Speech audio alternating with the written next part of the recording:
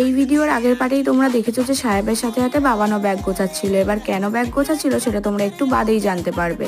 ওদের ব্যাগ গোছানো হয়ে যাবার পর ফ্রিজে যে মাজাটা রাখা ছিল সেটা আমরা তিনজনে মিলে খেয়ে নিলাম। এদিকে মাজাটা খাওয়ার সময় সাহেব ওটাকে এমনভাবে গোলাচ্ছে যেন ওকে মাজা না নুন চিনির জল খেতে দেওয়া হয়েছে। এরপর সাহেব যেহেতু চলে যাবে তাই চুনুকে একটু আদর করে নিল, ভালো করে ওর মাথায় হাত বুলিয়ে দিল, গায়ে হাত বুলিয়ে দিল। এরপর আমি একটা প্যাকেটে করে ছোট গাছগুলো ওদের দিয়ে দিলাম। তারপর বেরোনোর আগে সাহেব একটু নিচে নিচে মায়ের সাথে মজা করে নিল। এরপর জুতোটা পরে নার্সারি থেকে ও যে গাছগুলো কিনেছিল সেগুলো একটা প্যাকেটে পুরে নিল।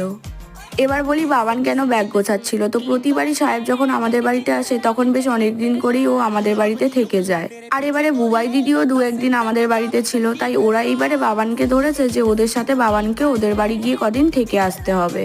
তাই বাবান আজ ব্যাগ গুছিয়ে ওদের বাড়ি যাচ্ছে। তো এই মিনি ব্লগটা আমি এখানেই শেষ করছি। Bye bye.